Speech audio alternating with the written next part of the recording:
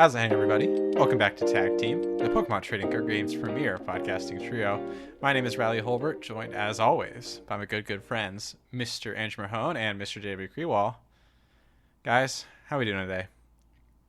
I'm doing fantastic, Riley. I've been playing some Pokemon cards, and it's been going well.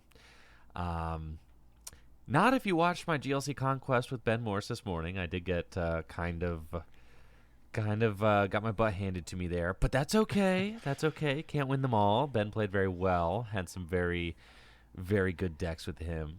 I did win the Conquest against Jack on Friday, so I had Friday and Monday back-to-back streams, back-to-back Gym Leader Challenge Conquest. That was a lot of fun because I don't really get to play Pokemon cards a lot anymore. I mean, it's kind of crazy. I mean, I feel like the old me, I was going to regionals like once or twice a month. I was playing TCG Live every single day, and like that was my life, right?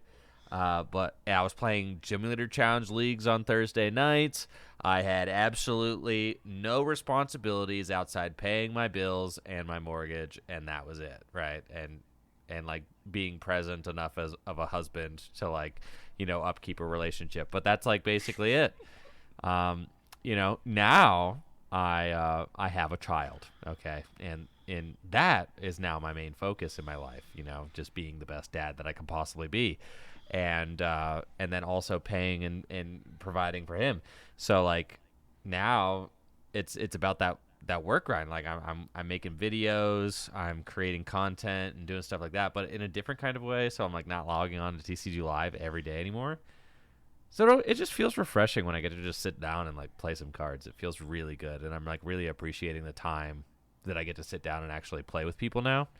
So it's been a lot of fun. Good. Yeah. Get that fire back, enjoying the game. For sure. I will say, I tried to tune in to some of your stream with Ben Morse today, and it was a little shorter than I was thinking it might be. It wrapped up a little more quickly than I thought. Riley, what are you supposed to do against Badu, man? Like, what are you supposed to do? It's basically like an auto lose card. No. Wow.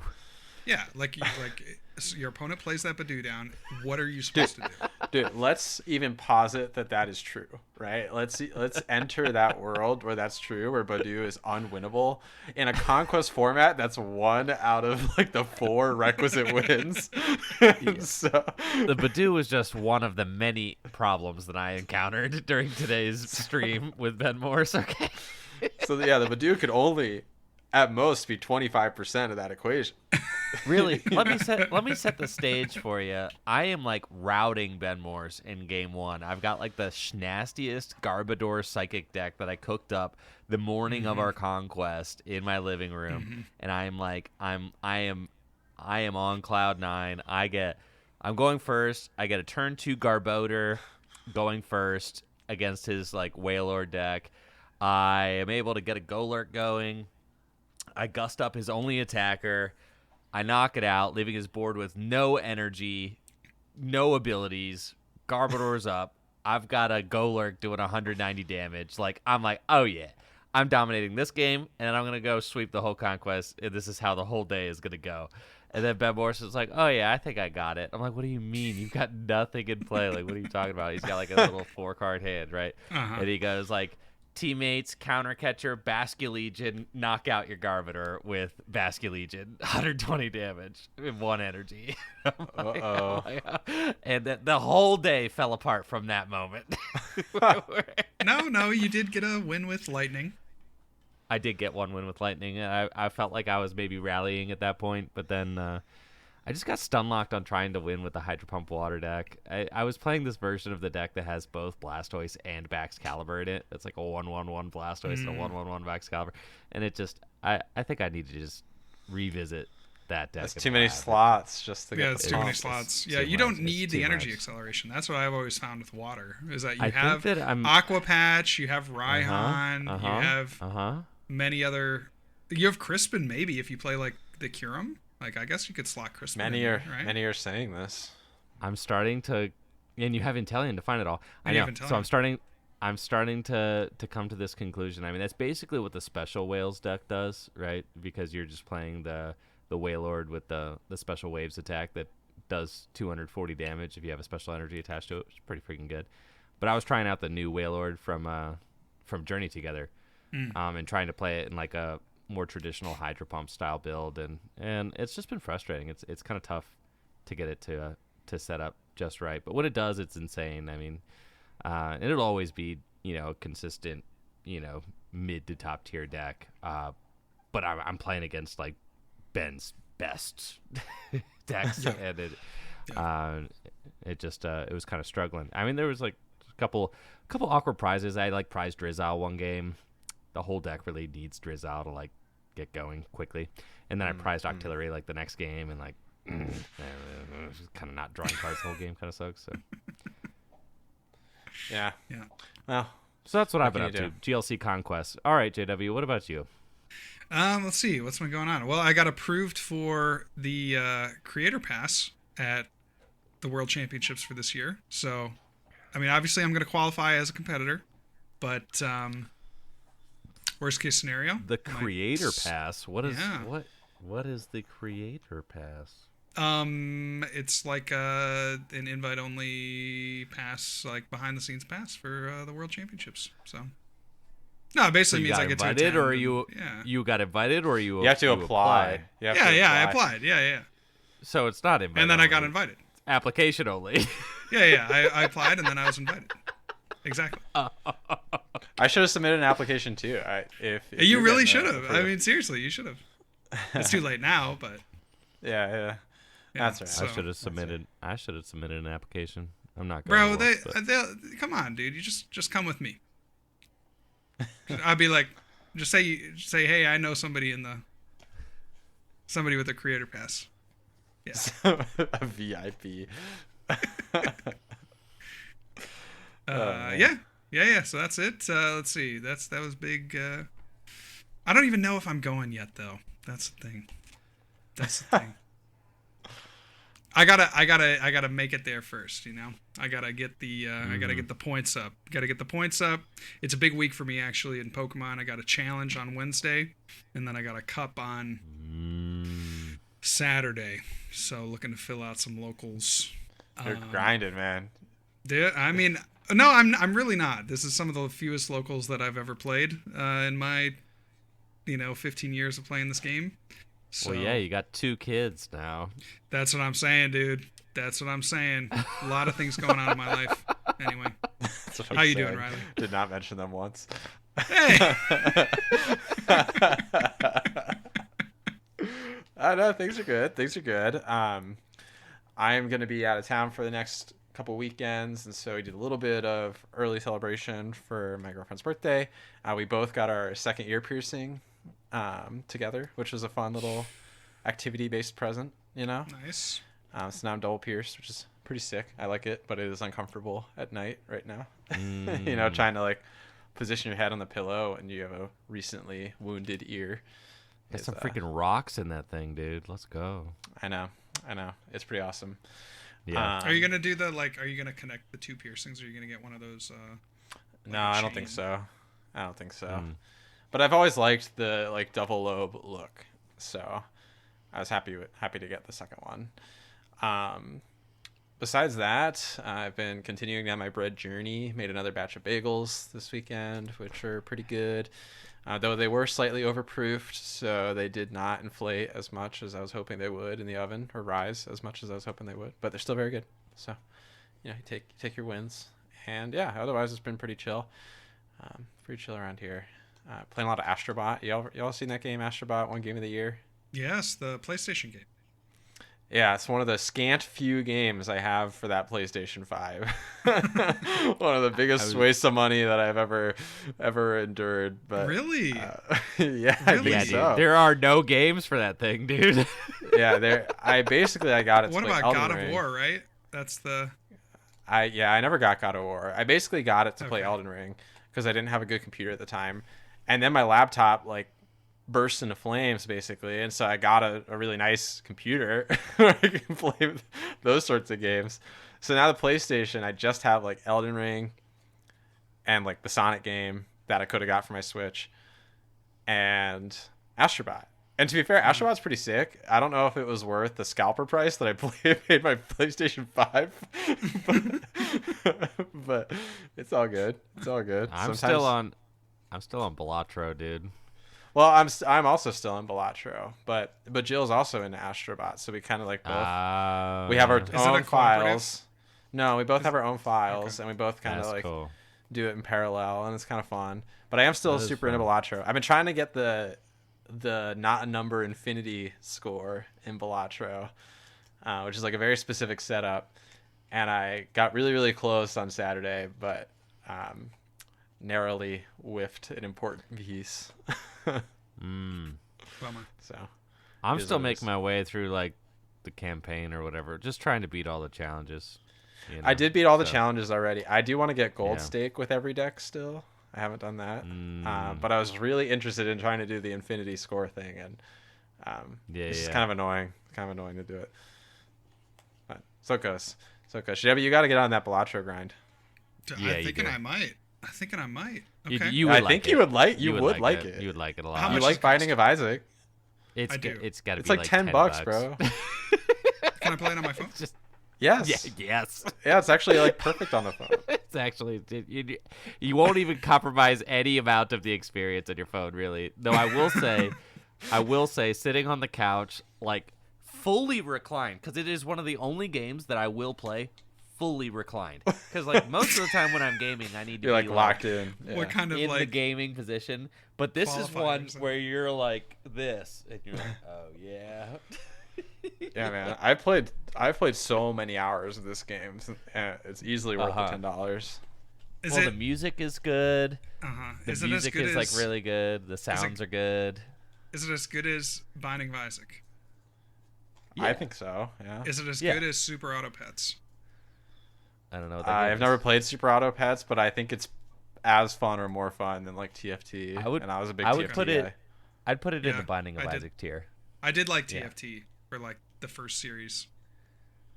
Yeah. I couldn't keep up with it after that, but that was pretty Auto Pets is like pretty similar. Yeah. It's more like Binding of Isaac though, because it's like it's a standalone game. You're not playing against other people. Well, I have been playing Binding of Isaac a bit recently. I think you will feel the similarity, like you'll feel the similarities both to like an auto chess game and to like Binding of Isaac. And so if those are like the games that you're rattling off, then like you'll really like it, I think. Okay, count me in. Well, but I can't do it until after Atlanta. I can't. My time is so limited until after Atlanta. After Atlanta. That's fine. Dude. That's fine. You can do it on your way to like the part of the travel. Right. That's true. It is actually like the ultimate phone playing game, in my opinion. So you don't have to have internet access. No. Okay, these are all things I love. All right. Okay, you're selling me. Okay. I know. So I can play on the phone. I can play on my computer.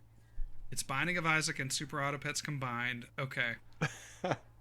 The moment Alex Holtz told me that I wasn't like queuing up to play against other people, I was locked in. I was like, oh, I can just learn at my own pace and not feel like an idiot while like getting absolutely smeared by so many tryhards. No, it's like so fun to learn the game too.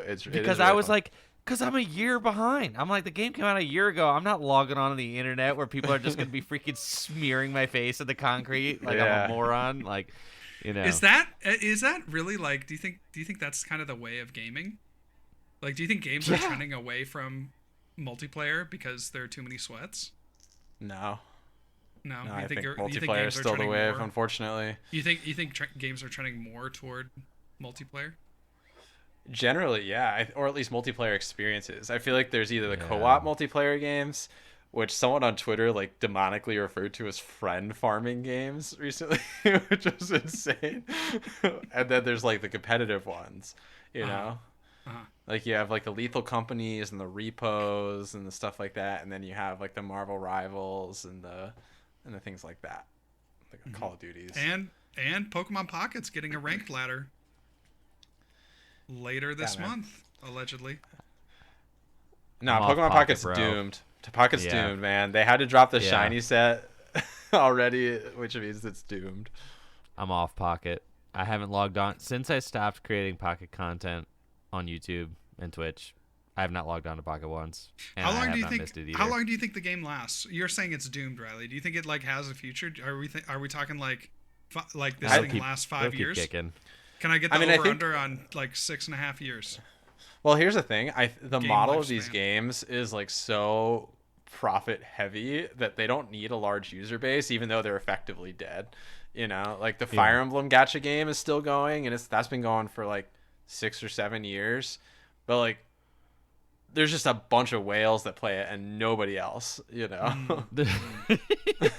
Yeah, oh yeah. Yeah, you really don't need like the massive viral player base in order to like have a successful mobile game, because the profit margins, I think, are so obscene. That and the people who are addicted are so addicted. Right. And they've done the hard part already. They've made the game. Yes. Now all they have to do is push shiny cards. That'll get a whale to drop $100. You know. Yeah, they need like a few devs. They need some artists. Whatever, bro. Just keep going. So yeah, I mean, I was always anti-Pocket because I don't like gacha games.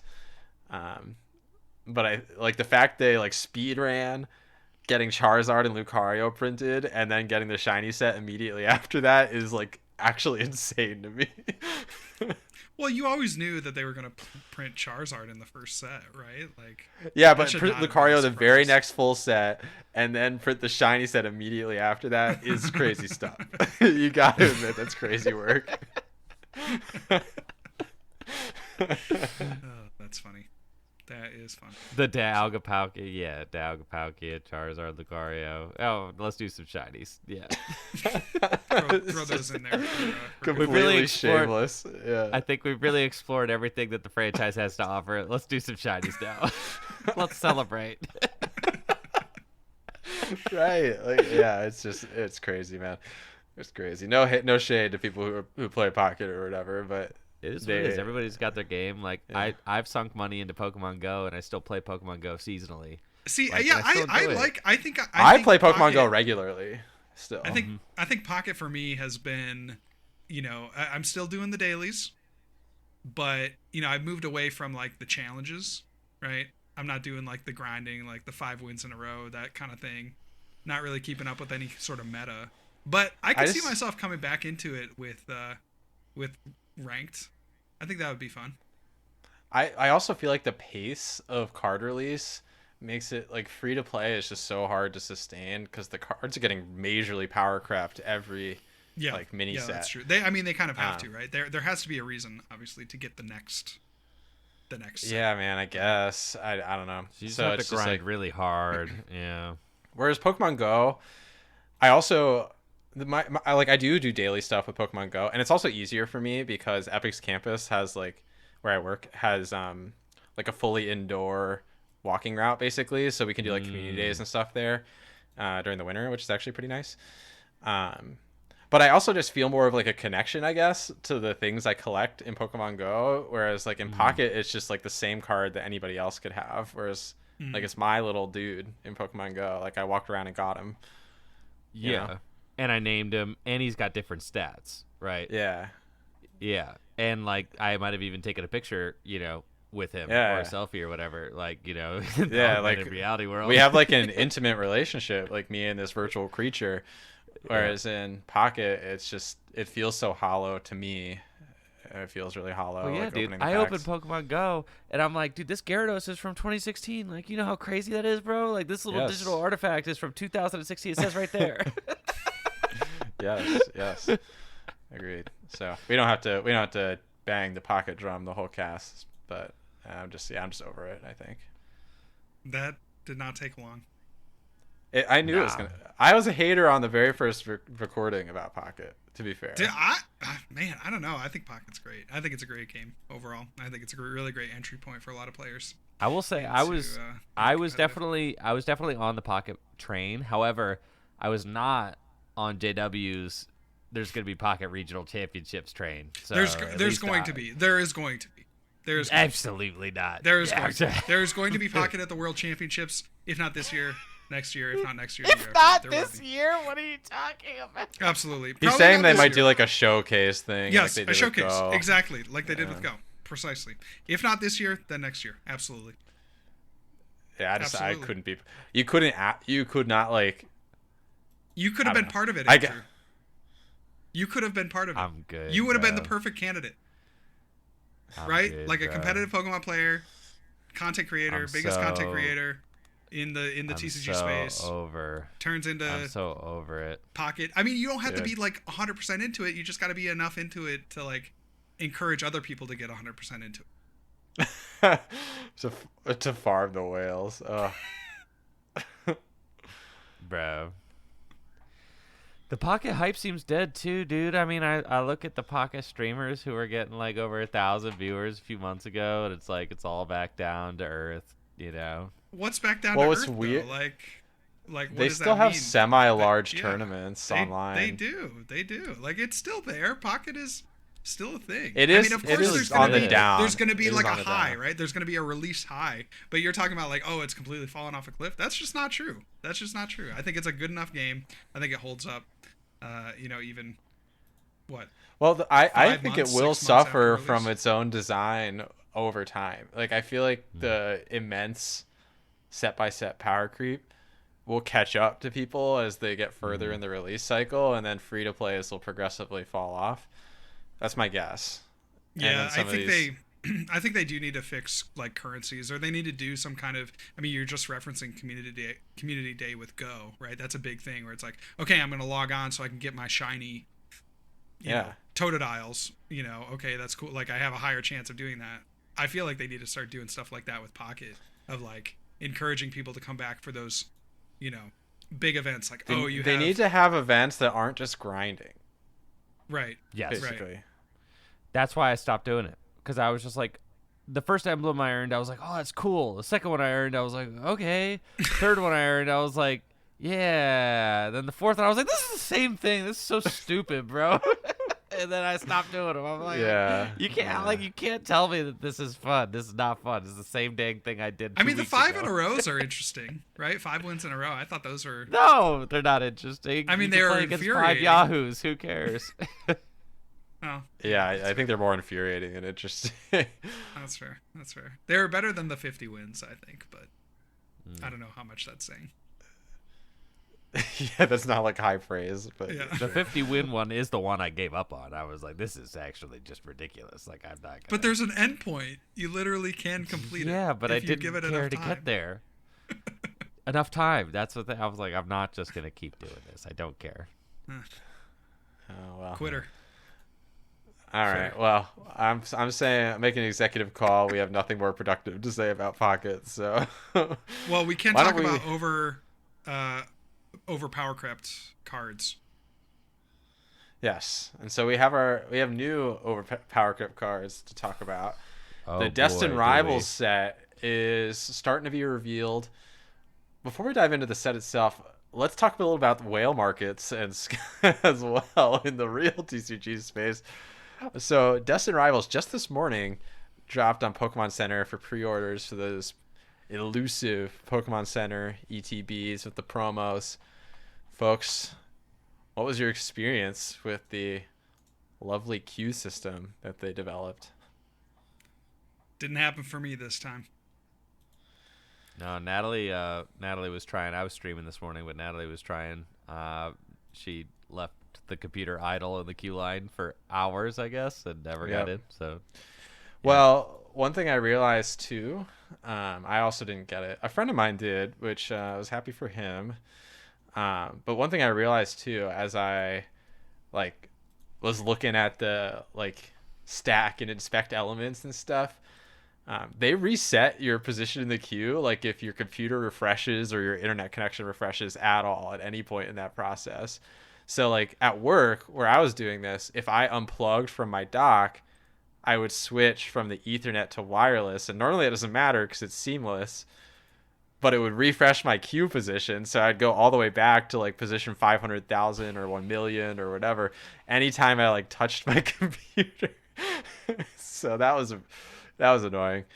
But yeah, man, the hype for these things is real. You have to imagine that with that large of a number that there's definitely some botitude going on at that point. The queue like easily reaching up into the millions at several points throughout the day. But the hype's there. Yeah, the hype beast culture around Pokemon cards is certainly not going away with the Team Rocket set. I mean, it actually like is very thematically thematic. Appropriate. Yes. Yeah. I was just gonna say it's thematic that bots come in, steal all the product. I mean, that just honestly props to them if there was one set that this would happen for. The storyline, immaculate. Chef's kiss on that. Team Rocket stealing all the cards. So that was great fun, I imagine, for everyone involved. Pokemon did announce later in the day that they will have another drop of Destined Rivals ETBs. Yeah, so. It's just free money, so why wouldn't you at this point? I mean, take advantage of the hype, right? Like, didn't they say later this year? Like, they'll print more later this year? Isn't that what they said? Dude, there is so much time before Destined Rivals. Like that later this year could still be totally appropriate. I mean, I guess, yeah. Yeah. I mean, part of what Journey together. Pokemon doing the.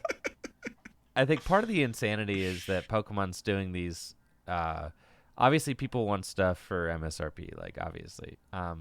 But Pokemon is doing these. The Pokemon Center ETBs, right? The Pokemon Center like promo stamped Elite Trainer boxes.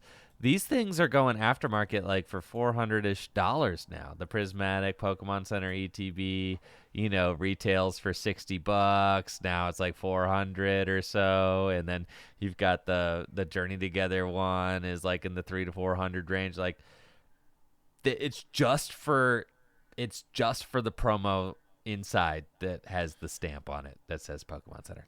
That's it. That's the only difference between the Pokemon Center ETB, and it's got like 2 extra packs or something.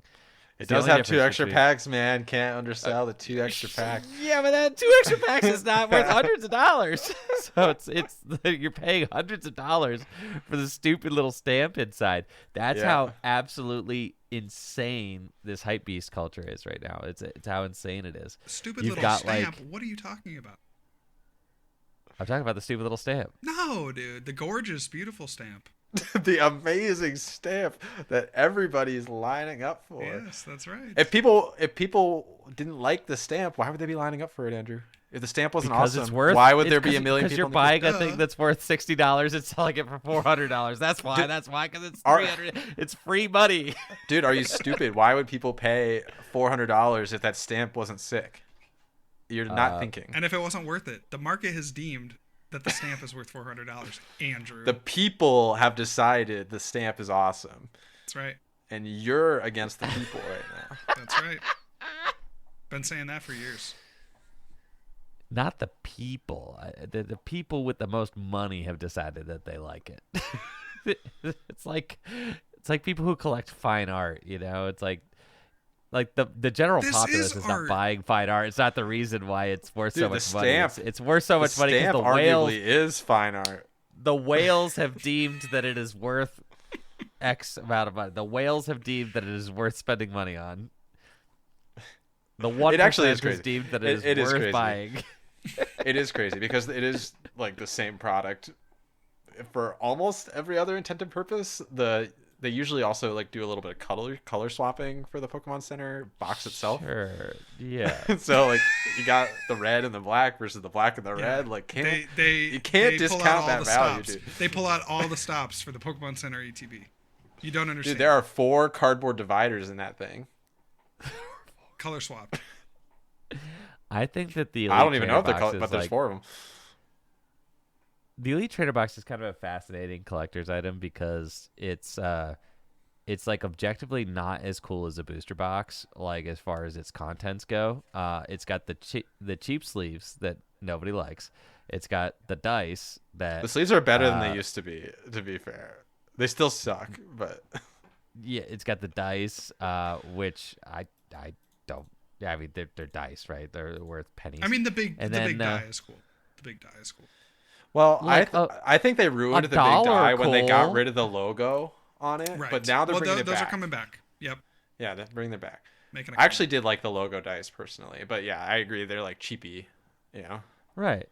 And then you've got like your dividers. You've got your nobody wants that pack of basic energy that comes in there. Like nobody wants that. And then so basically you're paying for like 8 booster packs and like a cardboard box that you will either store cards in or throw away. Like that's it, right?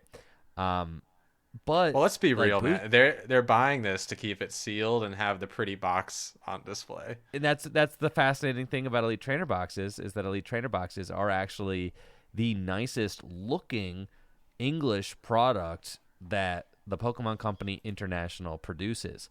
Now, why does TPCI insist on making the world's ugliest booster boxes? I have no idea.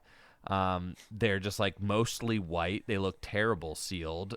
You put a sealed one on your shelf at a distance or with somebody with glasses like me. If I took my glasses off, I couldn't even tell you which booster box is which at like 15 feet different like distance. I couldn't tell you because they're all a white box with like a different Pokemon, like very small in the middle, and like I couldn't tell you the difference really.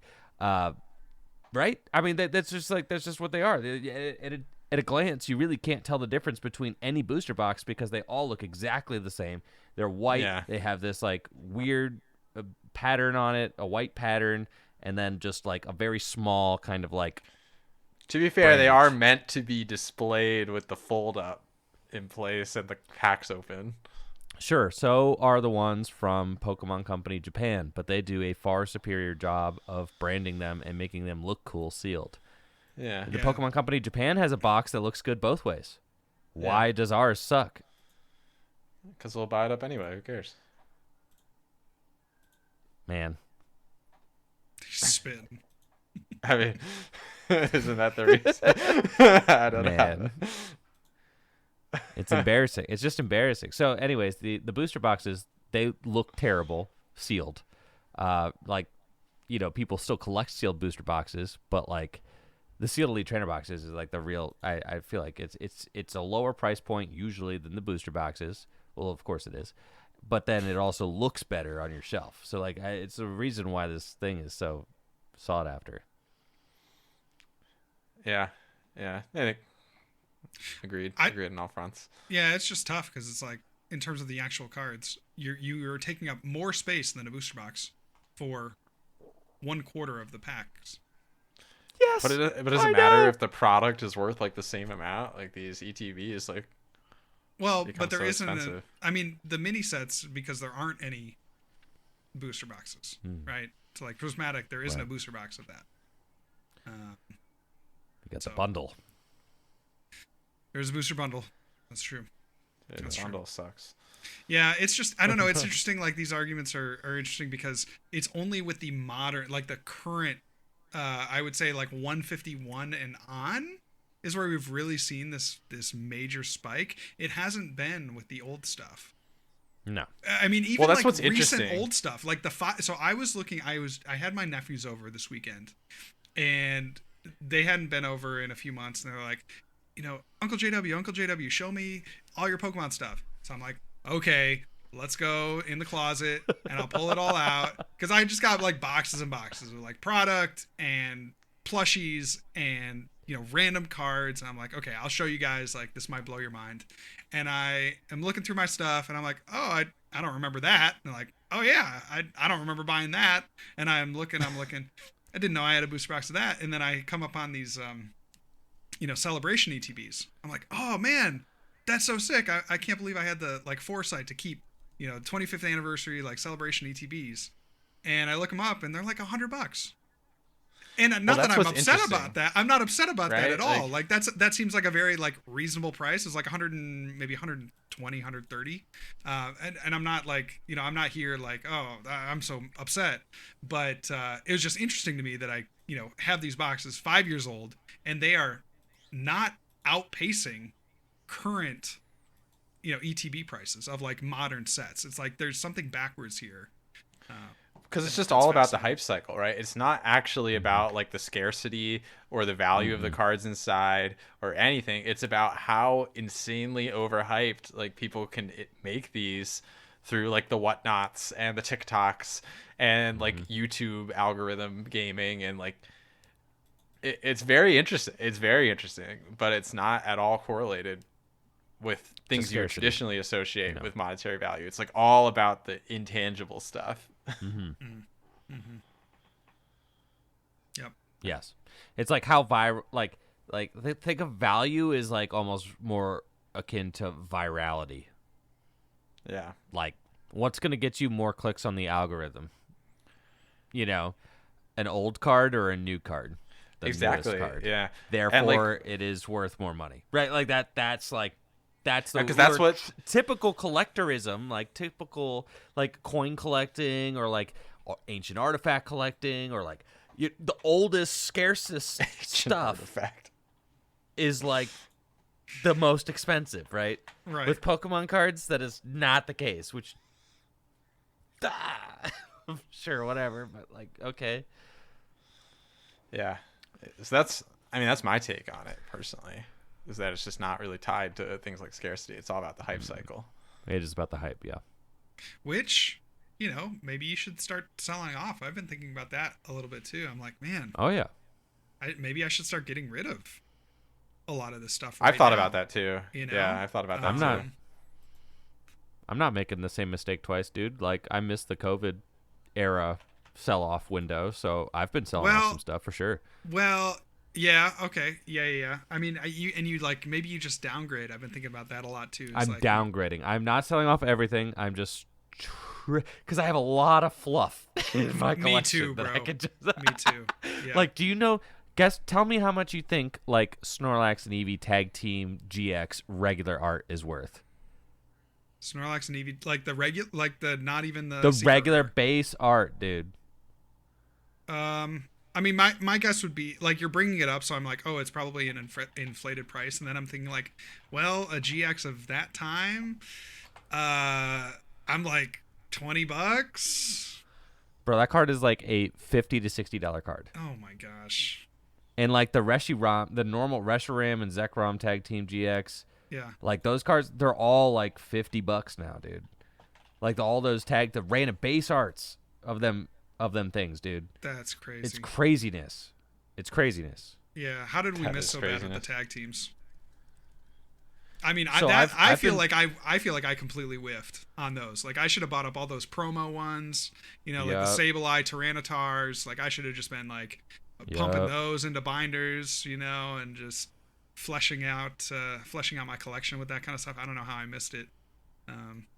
It's like 2 for the price of 1.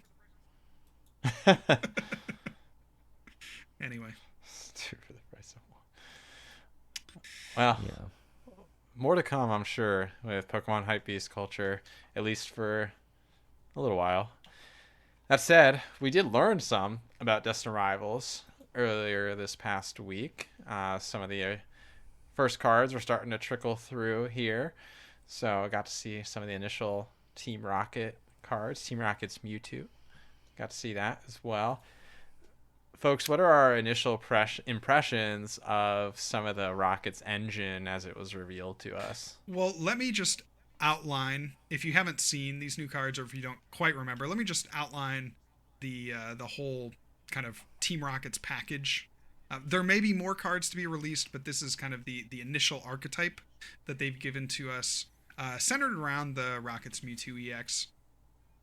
Biggest point of emphasis is the HP. 280 HP on a basic. What are we really doing here? Basic 2-price Pokemon. A basic 2-price Pokemon with 280 HP. Because we did 280 for tag teams. My goodness, I need to turn these reactions off. We did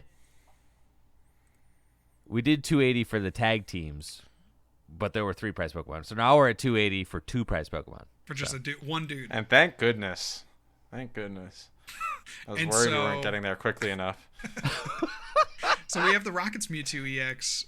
The ability is reminiscent of some things we've seen in the past, probably most notably of the Magma Groudon. With its Power Saver ability, this Pokemon can't attack unless you have 4 or more Rocket's Pokemon in play. Of course, the Rocket's Mewtwo would count as one, so they're basically saying you have to have, Rocket's Mewtwo and then 3 other bench Pokemon, presumably, if this is going to be your main attacker, that have, Rocket's, the Rocket name, right, in play to be able to use the Mewtwo. And then the attack is costing 3 energy, 2 psychic, and a colorless, deletion sphere, 160 damage, plus you may discard up to 2 energy from your bench Pokemon, and this attack does 60 more damage for each card discarded this way. So the combo there, and we'll get to some of these enablers in a second, but you can do up to 280 on a 280 HP Pokemon. I mean, it screams Mewtwo Wars of like the 2013, 14, 15 years. But just kind of initial thoughts here on the Mewtwo EX, fellas. Bro, you realize if you put a bravery charm on this thing, that dude has 330 hit points. And if you put a Hero's Cape, don't even get me started, buddy. You're as big as Pokemon get as just a basic, like a no cost basic. You are just I put you into play.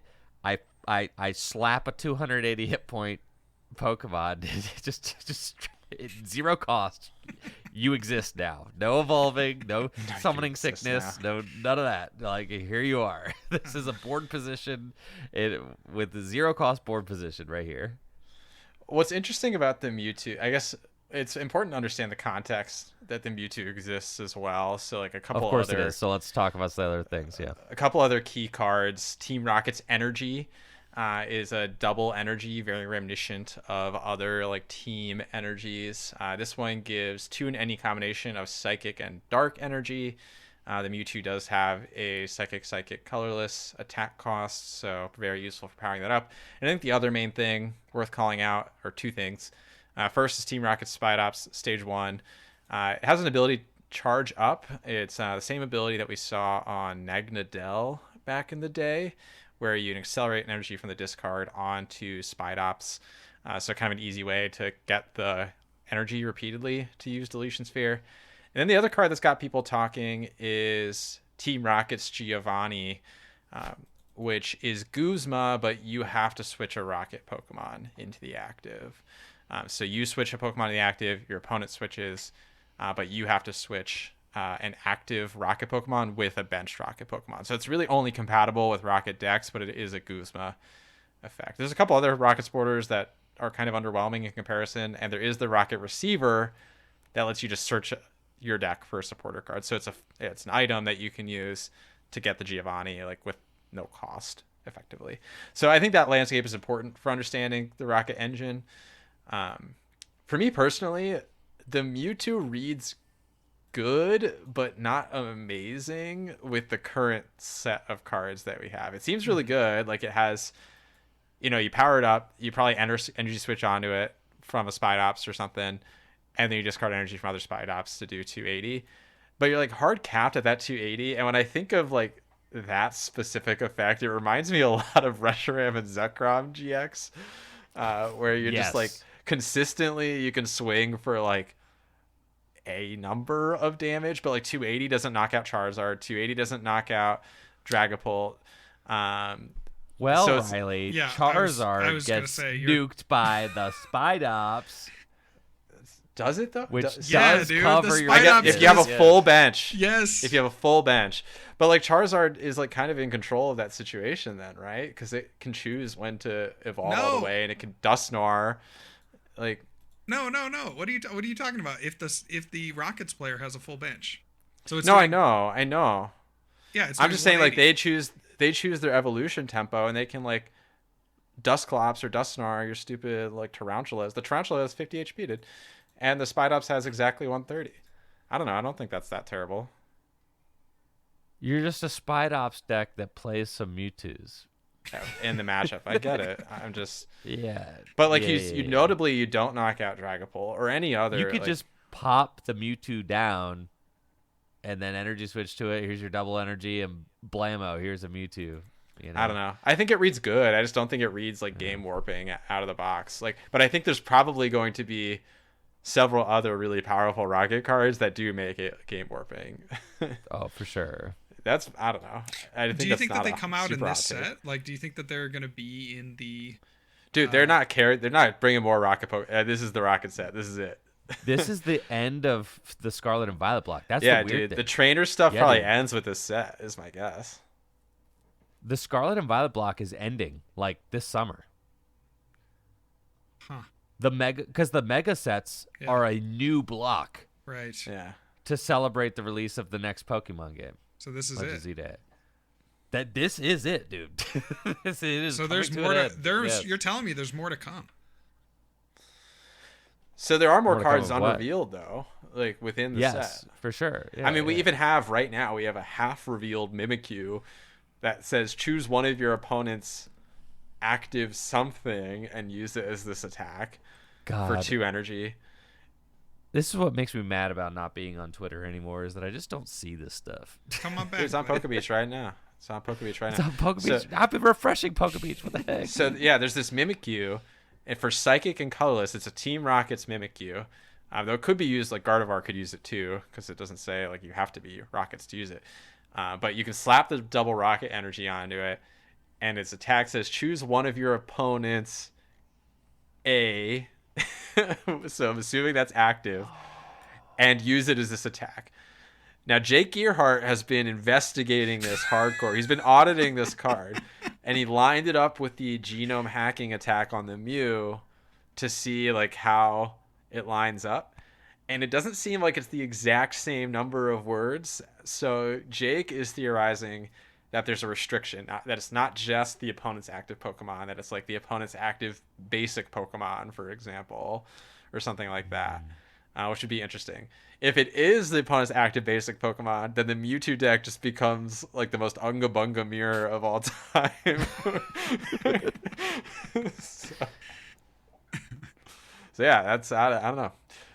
But like the fact that we're seeing more Rockets cards that are not fully revealed, to me signals there's probably even further. Also, there's not really a purpose to the Rocket energy providing dark yet. That's a good point. I didn't even think about that. Yeah. Oh no, it's so that you can dark patch. What are you talking about? Well, what's crazy is that Mewtwo is weak to dark. Mewtwo's weak to dark too, and then Spidops counters the dark Pokemon. So the whole Rocket's like mirror, super toxic building up here for sure. Yeah, dude, the whole Rocket's mirror is gonna be the most galaxy brain mirror of all time. Item Guzma. Yeah, you have Item Guzma, and you're killing Mimikyu with Mewtwo, with the dark Pokemon that hasn't been revealed yet, with the grass Pokemon, Spidops. Yeah, dude. Well, okay. So all right. So then here's another question that I have. What is we're talking about the combos. I want to get into the colorless Pokemon that have been revealed. What are we thinking is like the purpose of the Rocket's Porygon Z? It's got a reconstitute ability. It's a stage 2. You must discard 2 cards from your hand in order to use this ability. Once during your turn, you may draw a card. So it's like an inverse trade. Filler. I don't know. Right? Seems interesting. I guess it maybe combos with that attack. Control R. This attack does 20 damage for each supporter in your discard pile. Team Rocket in its name. So that just seems so weak, though. I think it's filler. I don't know. Okay, filler. Fair enough. The Persian. I've seen this tied to a lot of memes for TCG Live. Me too. Of the first attack, that is. Arrogant Order. Your opponent reveals the top 10 cards of your deck. You may choose an attack from a Pokemon you find there and use it as this attack. Your opponent shuffles the revealed cards back into their deck. Now, the funny thing about this is that on TCG Live, you could, if you get to a high enough ladder position, you could just try to spam Team Rocket's Persian to farm deck lists. Yeah, steal opponent's deck lists. So imagine getting up to like Arceus tier. And, you're playing, like, the James Coxes. You're playing the, I don't know, who else plays high-tier ladder Mostly these days? James. Yeah, the Henry Chows, and then Tord and all 20 of his alts. And then you just Tord has, like, 20 TCG Live accounts because he doesn't let anybody know what his name is. So nobody knows. So he's got his alts. Yeah, they're all Tord's alts. When you get that high, bro, it's all Tord alts. He's queuing like 20 different games on 20 different monitors. It's like a whole hacker setup. But yeah, you just farm those lists, man.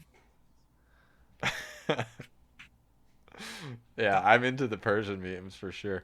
Notably, the Persian does have less HP than the Mewtwo as well as the Stage 1 Rocket EX, so that's pretty awesome too. Yeah, notably, the Rocket's Porygon Z has half as much HP as the basic Mewtwo EX. Yeah, man. I know. So, yeah, how far we have fallen from grace. Yeah. It's super good. Compare this to like Mewtwo EX from Ruby and Sapphire, which had the same amount of HP as like your Stage 2 non-EX Pokemon. Yeah. Yeah. Yeah, like literally, like Gardevoir for Ruby and Sapphire is 100 hit points. Mewtwo EX for Ruby and Sapphire is 100 hit points.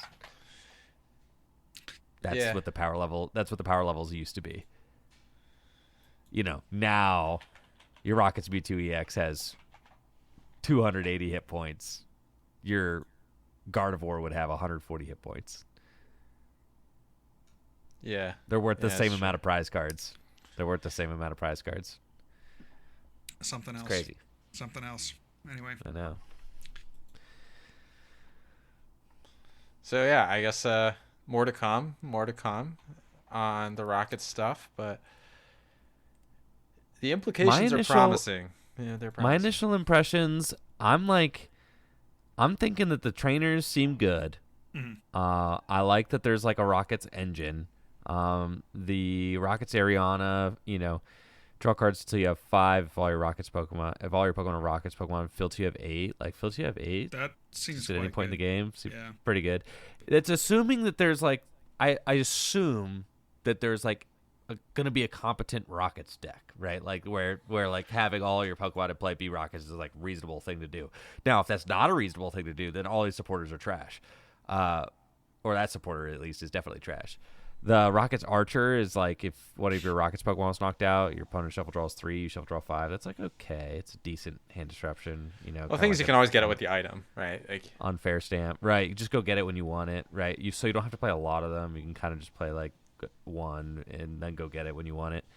That's neat.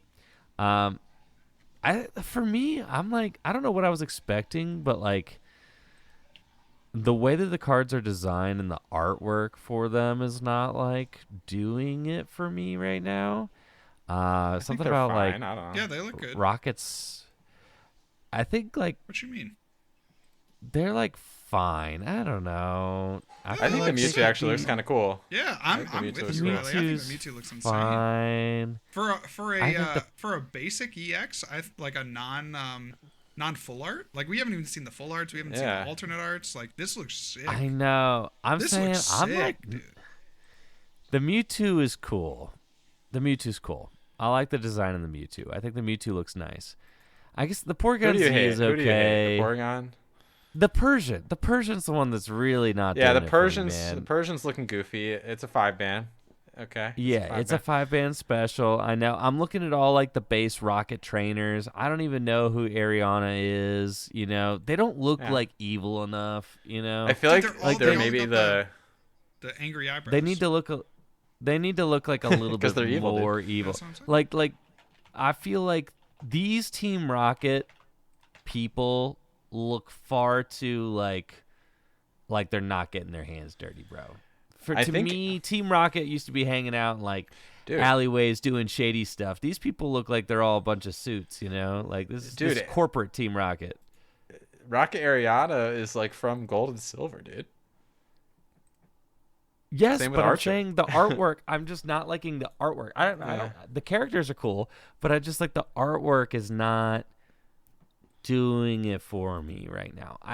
My favorite artwork of like the whole set is the Rockets Energy. I think that card. That's all to me looking. Like that looks old the Rocket, yep. and that's what it is. I think the Rockets Energy card. I'm like, wow, that actually looks rad. Like. I would really like putting this Rockets Energy on my Rockets Mewtwo. The Rockets Mewtwo is carrying, like it looks really cool. But dude, low key, I like the Tarantula. The Tarantula, the Spidops, I think is the nicest. The Tarantula and the Spidops are like the nicest looking of all of the Rockets Pokemon. I really like the Tarantula. I like the red lighting. Yeah, it's getting the aura from the Mewtwo, bro. And the Spidops like actually looks evil. Like he do be looking finally. evil. the Spidops, I don't love Spidops as a Pokemon. I actually came into this ready to be a Spidops hater, but I can't because he's the coolest. The Spidops is the coolest looking of all of them, and my hope is that the more of the cards that I see revealed are more like Spidops and less like Persian. That's my hope. Well, because now I don't really know which way it's gonna go. Right. To me, Persian's the only real whiff. The Giovanni looks way better than the other supporters. I think mostly because of the lighting is what my gut tells me. The Giovanni's cooler looking than the other. But but the other supporters just kind of look like how supporter cards look in 2025. I know. Giovanni's almost the exception in that way. I know. Yeah. But the Persian, I agree, is kind of a whiff. I think the rest of them actually do look kind of good. But then even the chibi style, is that a chibi style? I don't know. The Meowth, the full art that got revealed, the cutesy style. What the heck is that, bro? I'm looking for I kind of like it. For Rockets cards. Good, dude. That looks good. I like Giovanni being in the background. Yep, that's my little dude. You're fooling yourself. This looks so good. No, it doesn't. It does. It does, dude. You're wrong. This is the evil set, dude. No, comment. In the first comment art below, rare that gets revealed. Dude, okay, listen, Andrew. This is an arc, dude. This is an arc. All evil people are not evil all the time. Well, it's he's the mafia boss that's chilling at home with his cat. He's it's this is what I do all this evil stuff for. Yes, exactly. Yes, I don't hate the concept of the piece. Of him not, but fun. The execution. No. What are you talking about? What execution? What more do you want? It's like a Team Rocket. Oh, it's big bad, and then it's all rainbowy. It's all rainbowy and cartoony. It looks so good. You're capping, dude. You're capping. I'm a hater. I wanted to look tougher than that. Everything's just got to be evil for it's you. It's a Meowth. Team Rocket's Meowth can look cool, dude. I think it's more fun if it's cute. I like the trope of the villain that has the soft spot for his pet. That's very mafia boss core.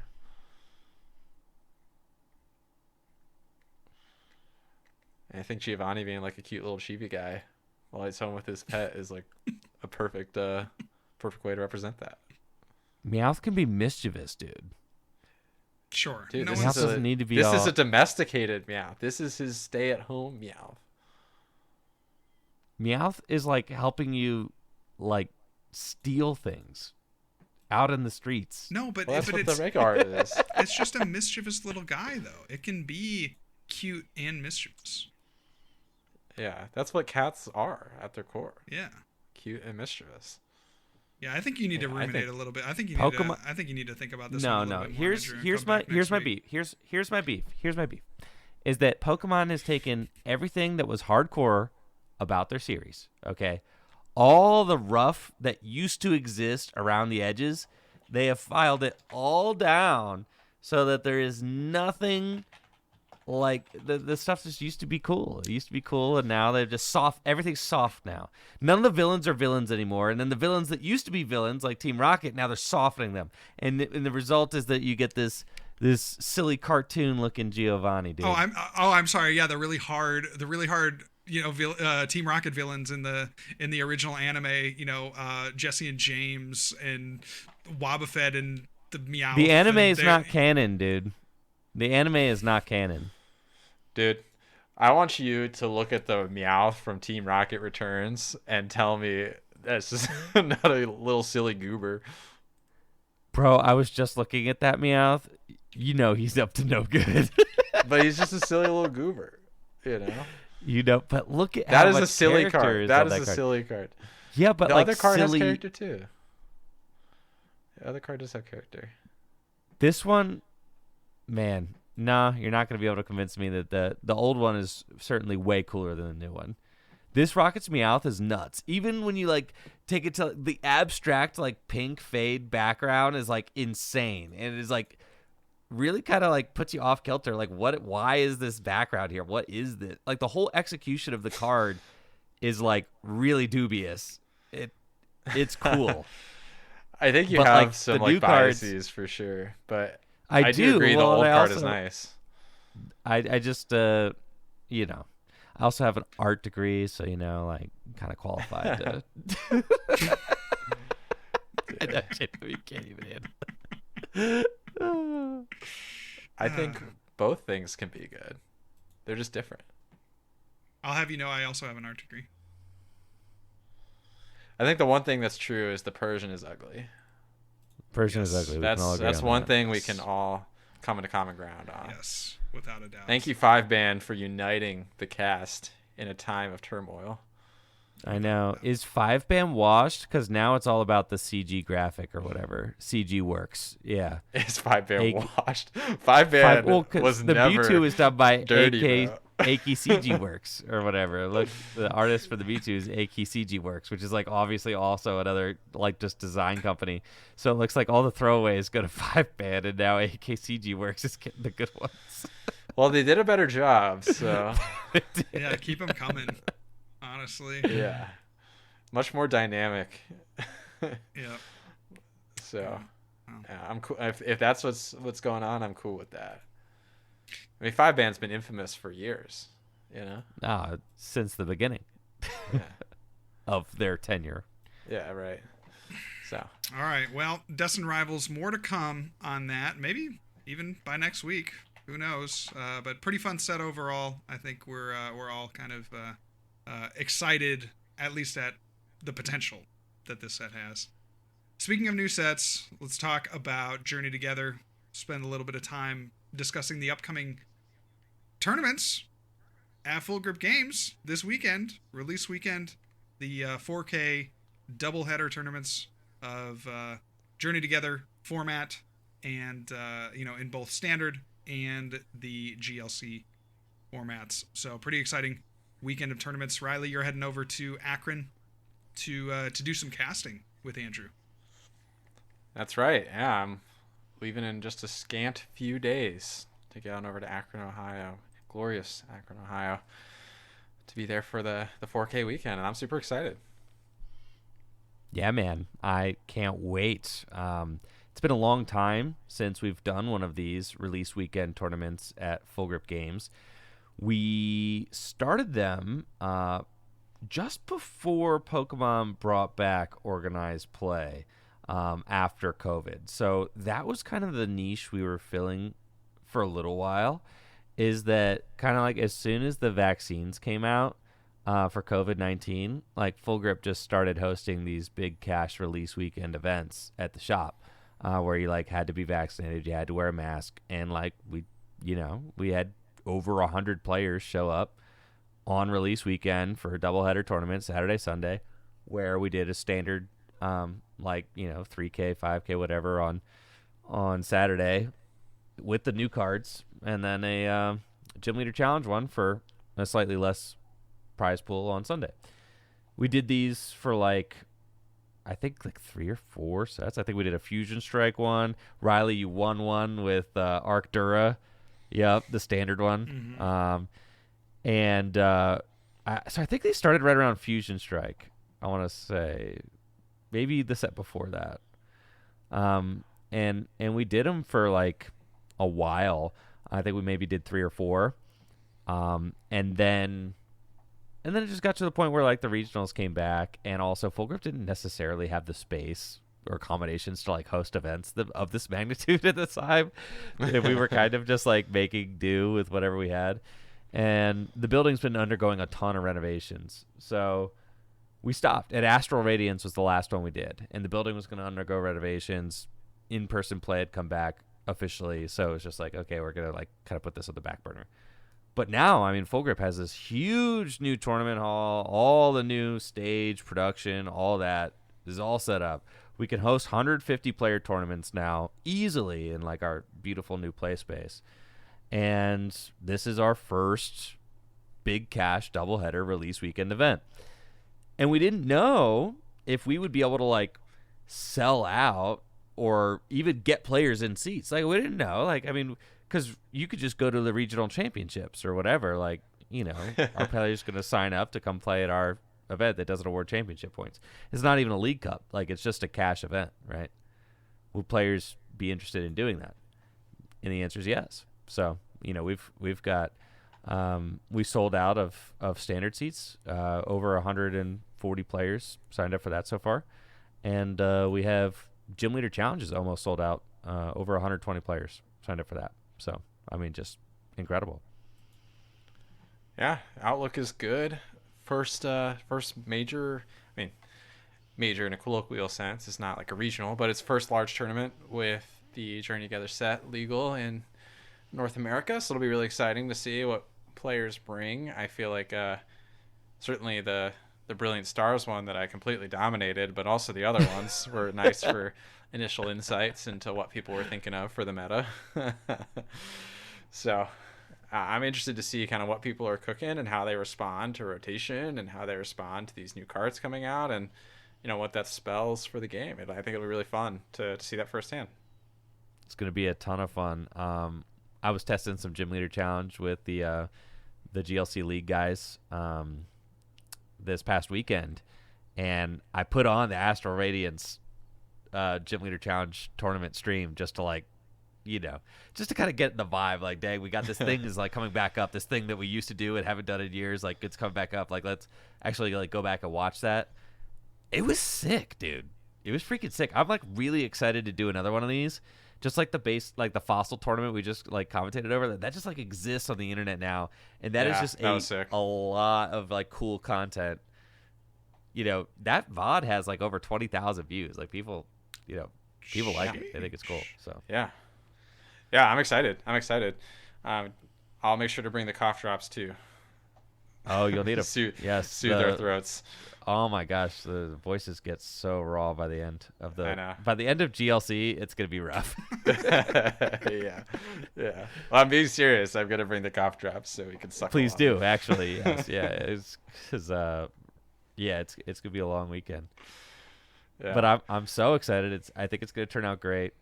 The Astral Radiance Gym Leader Challenge VOD has 35,000 views. Like, that's crazy. Nice. Like on the VOD channel, or it is just like a VOD, it's just a stream VOD, So it's cool. People really like them. So I think it's neat.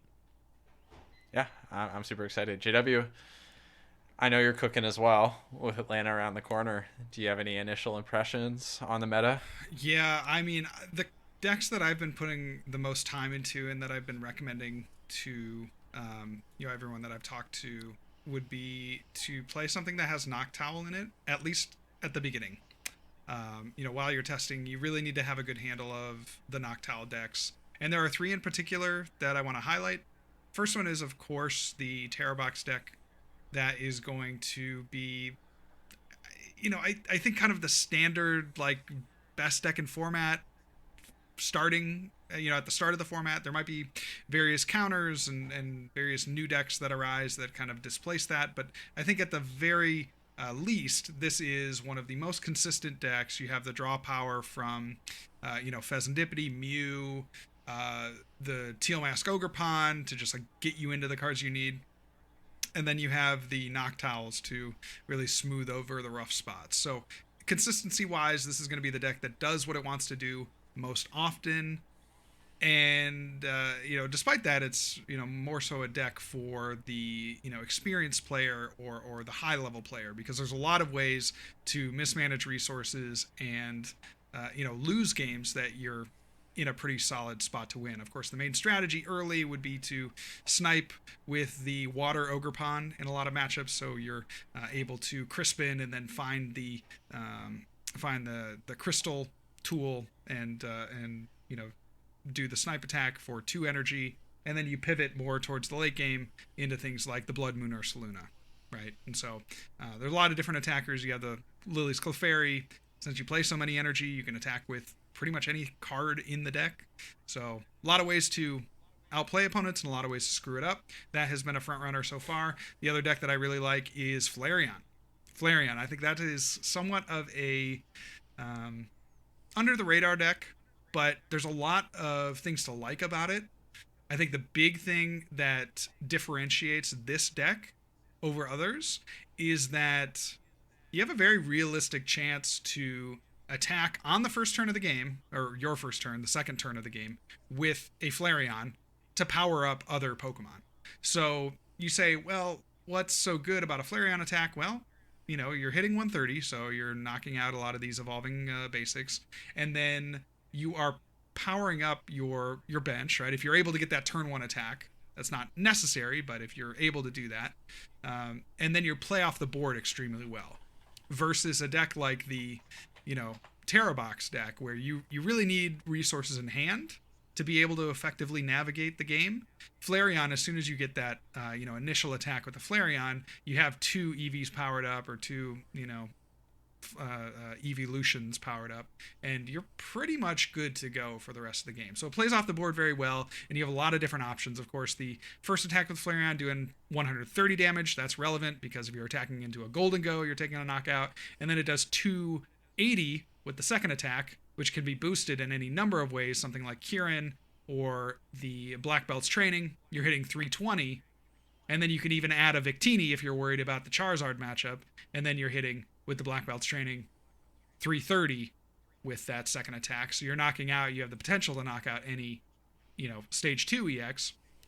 And then you have the Sylveon, which has a really annoying first attack and a really annoying second attack, which can shuffle some bench Pokemon into your opponent's deck. And then you have the Lily's Clefairy, which is giving all the Dragon Pokemon weakness.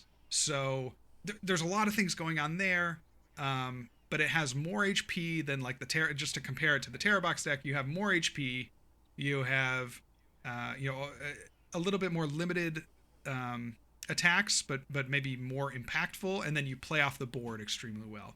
And then the last deck that I want to highlight, again with the Noctowl engine, that's where I've been spending a lot of time, is Raging Bolt. And that's just, I don't know, kind of your vanilla good deck. Like you really don't have to. The floor is very low in terms of approachability for that deck, right? Like you could reasonably expect even newer players to be able to pick up a deck like that and pilot it to great enough efficiency that they could probably win at least 50% of their games, and certainly go on a deep run in the right metagame. So that's what I've been looking at, and that's what I've been suggesting to players as they start figuring out this new block.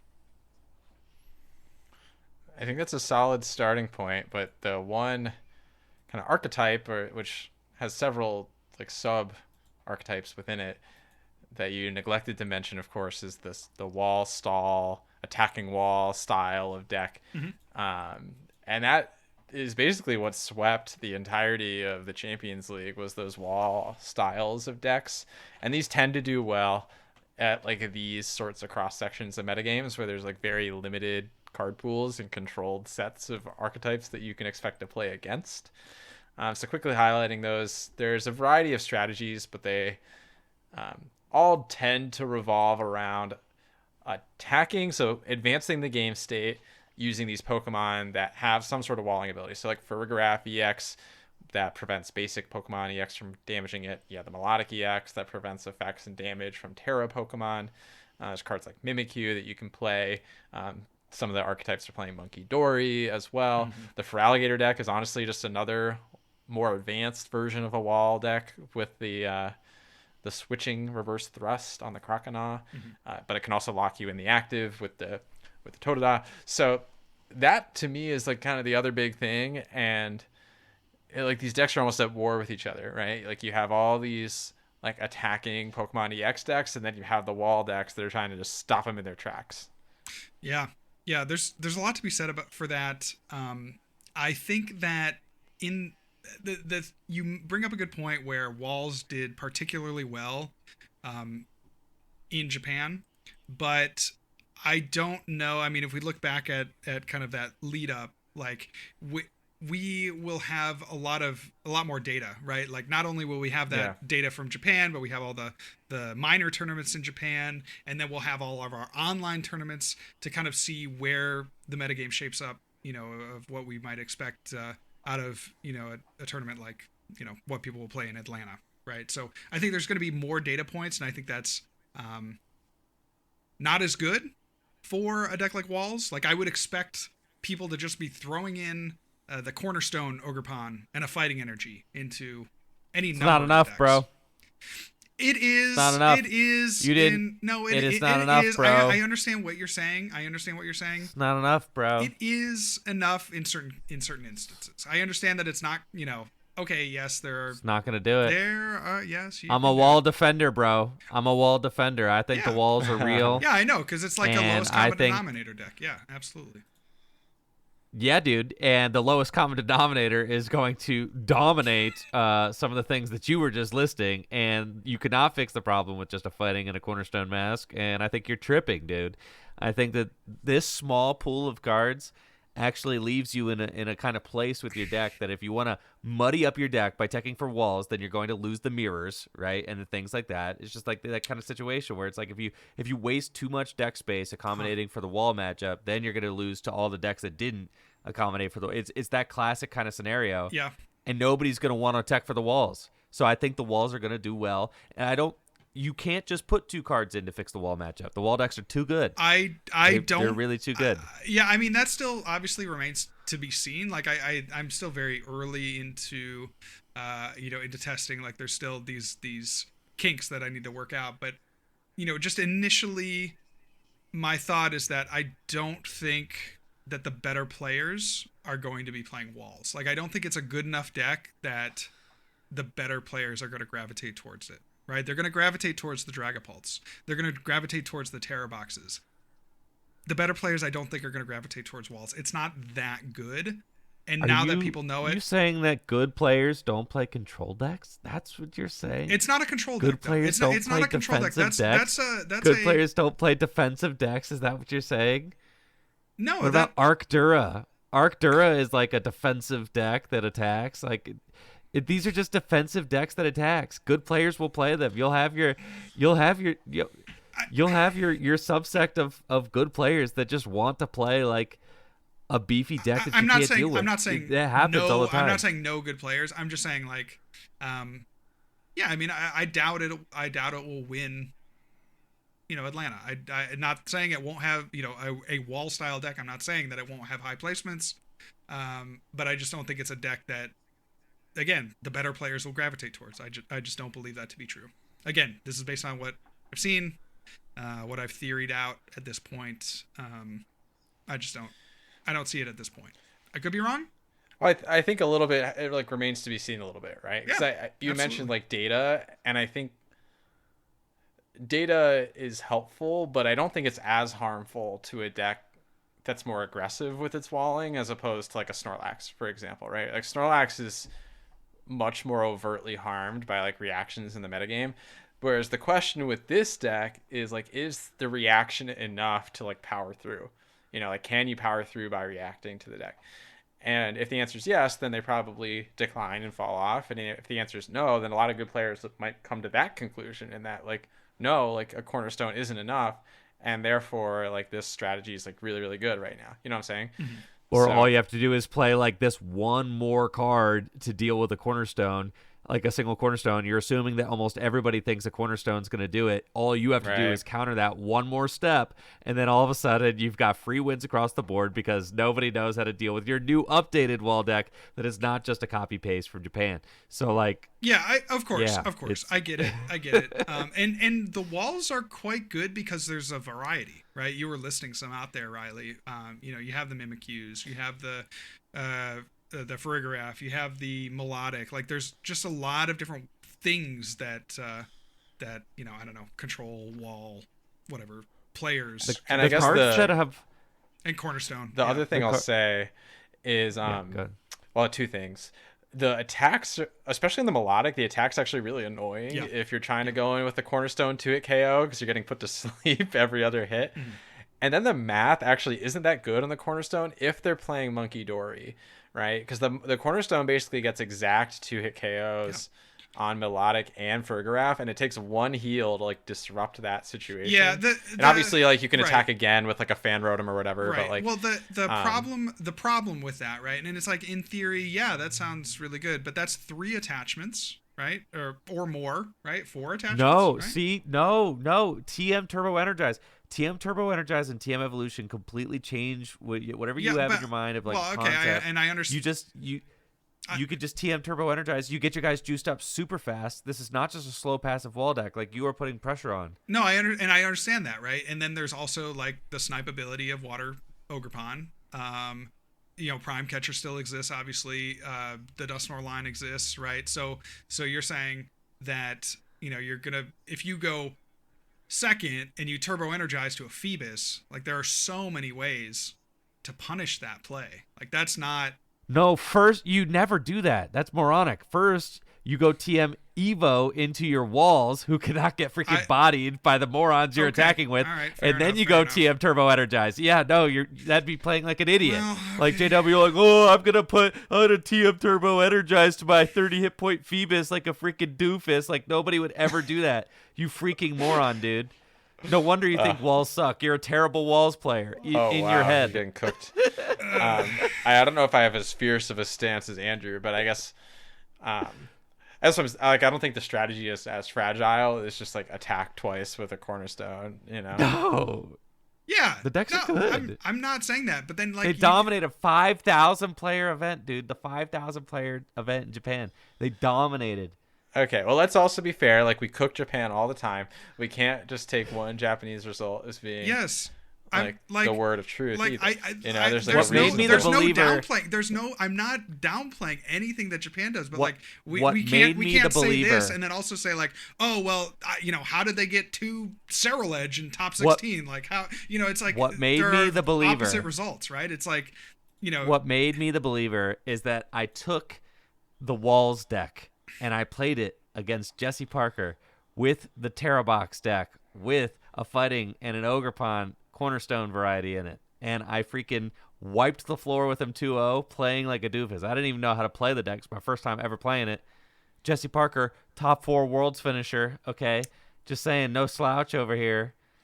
I wiped the floor with it. Wasn't even close. It's the most recent Tricky Gym video. I mean, I think the strategy. I think the wall strategy is good. Happening. I also just generally prefer the like more aggressive walling decks because I think they put a lot of pressure on. Like I really liked. I forget if it was Sander or whoever, but played a kind of similar style at NAIC this past year with like attacking Giraffe Frigoraph, and it did really well too when it's set up. But now the setup is even faster and easier because of all the tools that we've gotten in the months since then. Interesting. Yeah, well, we'll see. Remains to be seen. I think that's another archetype that certainly will need to be accounted for. There's a lot of just interesting stuff, right? Like there's like Blissey decks. Charizard still exists, obviously. Dragapult has various forms. You're looking at Dragapult with Dusknoir. You're looking at Dragapult with Goldengo. And still yet even other Dragapult, forms exist. You have the ends block of cards. This is going to be a wild format. I think you guys are in for a treat this weekend. Dude, the trainers Pokemon are fake, but people will play in. The Blissey deck is just walls. My personal take is that Monkey Dory is the best card in the format. Yes. Just kind of generally speaking. And so like you want to play decks that can utilize Monkey Dory's brokenness. And Blissey is like one of those enablers. That's the crazy thing is like Blissey and Monkey Dory are like they are nuts together, dude. They're nuts. You only need like one energy. You could pass it between multiple monkeys. It's so fricked up. Like, and you're not just healing. You're dealing damage. Like when I was playing against Jesse, I was able to kill one of his guys just with monkeys while I killed the other guy with the wall. Okay, well, that's interesting. That's interesting. The most messed up thing I've ever done. That's interesting. What do you think is like the best deck right now? What do you think is like of you? A wall deck.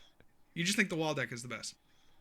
But you're talking about Blissey too. Like it's really good. So he was playing a Blisseyed out version of walls. Yes. So the Blissey deck is just a Blissey wall deck. Yeah. But then you can also play a version of the wall deck that doesn't have Blissey, but then just plays Pokevital A. Or you could play the Feraligatr version of the wall deck. I haven't done enough testing to tell you which variety of the wall deck is my favorite yet. I have the most experience with the Blissey one. Okay. But I think the concept of walls is very good in our post-rotation format. Yeah. However you want to build them. And I think that there just are a lot of what we've seen from Japan is that there's not just one way to play them. Right. So that's what makes countering the walls so difficult because which variety are you even up against? Or like have the walls advanced to the point have the walls like there might be new wall technology that we don't even know about yet. This was just stage 1 walls we saw in Japan. we might get like stage 5 walls. Like who knows what kind of crazy stuff. We've already seen Dragapult Goldengo, right? Like that's a combination we would have never thought that we ever saw. What if you see like something else, just like some even crazier combo 3 months down the line? Who knows? Like it could get nuts out here because there's no canceling clone. And I was trying to tell Jesse that like canceling clone is just one of the stupidest cards in the format because it ruins deck building originality and stuff. It makes deck building just so like then the matchup between the Ogerpon box and the wall deck is just like, do I play 2 canceling clone? All right, yeah, then it's free, you know. And it's like I don't have to change my deck build at all. I just got to make room for 2 of these little throwaway items, and boom, boom, you're dead. Okay, that whole strategy is stupid. But now it's like, no, you need to change the construction of your deck to deal with mine because you are trying to play just the most broken EX Pokemon, and there actually is a check in the format to that is not just like easily countered with an item card, which is what canceling clone was. They're just like, you just want to have a throwaway answer to literally anything. Here you go. Sure. You can search it out with Arvin. Why not? You know. So anyways, I'm very excited that canceling clone's not in the format. Though I do like cards like Path to the Peak. I feel like some sort of ability lock is helpful. Ability lock, I think, is helpful. But like canceling clone, to me, I don't know. That's not even ability lock. That's just like I shoot through your thing with the guy who shouldn't be able to shoot through your thing. Whatever. Yeah, I mean that's literally the point of the card, pretty much. So. Yeah. And I think that effect is stupid and unoriginal. Yeah. Yeah. Well, it's gone. So. Any sleeper picks, anything? I know, Andrew, you know, you're probably the most plugged in with like your local player base. So has anyone been kind of like, hey, what do you think about this? Or like, I'm going to bring this weird concept, like any kind of murmurs of some wild rogue deck that we haven't even seen from the city leagues or maybe in, you know, kind of low quantity there? Like any. Ben Morse says, I mean, I don't think he'll care that I'm telling you guys this. I think he'd probably be pretty open about it. He's playing in the standard event this weekend, and he's bringing Gardevoir. Oh, okay. Gardevoir is a thing. It was very popular. Curly Ellis Gardevoir. They play like 2 still, so you can. Yes, but no refinement. Yeah, Curly no refinement. Yeah. You got to play the blender, of course. I don't know. Yeah, that seems really horrible. I'm not gonna lie. But he likes Gardevoir, and he's a GLC player. So like, I don't even think Blender can be correct. I'm gonna be straight up there. Well, that's what they. I'm not saying that's correct or not, but that is what they were playing. In Japan. Yeah, I mean, it's probably still Secret Box is better. I was gonna say it's probably just a similar strategy, right? Like you maybe just play higher counts of, Ultra Balls and Vessels. And then you just try to get 3 in the discard pile as opposed to 5. Like the 5 will come eventually. But you just are attacking early with the Gardevoir until you can get 5 in the discard. Yeah, I think you just play like more Ultra Balls. You play Secret Box. You play Vessel, and like that would be how I would build it personally. Exactly. Okay. Well, yeah, Gardevoir doesn't excite me. I think for obvious reasons. That deck feels like a shell of its former self. Like I want a deck that is increasing in power as opposed to decreasing. One last card that I want to most decks aren't really increasing in power, right? Because they're losing like half the card pool. No, well, they like weren't a deck before, right? And now they're a deck, right? Whereas Gardevoir was a deck. Relativistically increasing in power. Well, Gardevoir was. So you're saying you would have never played Lugia. You're saying you never played Lugia after its initial rotation. You never played it. I played it one time. Decreased power level. Yeah, I played it one time. I did not play it during the dark era. From a superior. That era was cursed. Not during the single strike era. Yeah, that era was cursed. So the single strike era was cursed. It was. But one card that I just want to bring up because this is probably the most impactful single card from the newest set. I think obviously rotation makes a bunch of new decks more viable, but I think the single biggest addition to pretty much every deck is the Lily's Clefairy EX. That's a 190 HP basic Pokemon that has an ability that makes all dragon Pokemon have psychic weakness. And then it hits for, Raikou V numbers, right? 20 plus 20 for each Pokemon on both players' benches. So, seems like a strong card. I think this is going to make some waves. Any thoughts there? If fellas, on the Lily's Clefairy EX? You think this is going to be in a lot of decks this weekend? I mean, it's like obvious inclusion in Crispin decks that play a Psychic Energy, in my opinion. It's just a 1-card answer to Dragapult EX in the active. So, or 2-card, I guess. Like you have the Crispin and the Lily's Clefairy. Unless you have your own psychic attackers outside the Clefairy, in which case it is just a 1-card answer. So, yeah, it seems like an obvious inclusion to me. Obviously a powerful card, and it feels like one of the things that's keeping Dragapult from just like spiraling out of control almost in the new format. Yeah, giving 300 plus HP Pokemon no weakness is certainly a choice, but it was a choice the Pokemon Company decided to make. So now they're slightly amending that choice for the next, couple of years while it's standard legal, and I think that's a respectable one to make. So yeah, seems good, seems impactful. Yeah. Good generic attacker too. Yep. And HP under Dragapult's attack, right? And HP that in fact combos very well with like a Dragapult setup and a Dusknoir knockout, right? 190, 130 off the Dusknoir plus the 60 off the Dragapult snipe. That feels very intentional, right? Like there is still a way for Dragapult to play around it. It's not like an auto win card if you just include it in your deck, much like, maybe they envisioned Drapion V being to Mew VMAX. There still is some ways to kind of keep that in check. And so, will be interesting. Well, like we learned from Drapion V, the solution is you just keep adding more until you do win. Because usually that would work eventually. Well, that'll be fun. Well, I hope you guys have a great time. And can't wait to recap all the happenings of the weekend next week. But that's going to do it for our show tonight. Thank you all so much for watching or listening. If you want to get more plugged in with the tag team ecosystem, you can go find us on X. I'm at Real John Walter. We have Riley at Smiles with Riles and Andrew at Enjoy Friend, as well as the podcast at Tag Team Pokemon. Thank you all so much for watching or listening, and we'll catch you next time. Peace.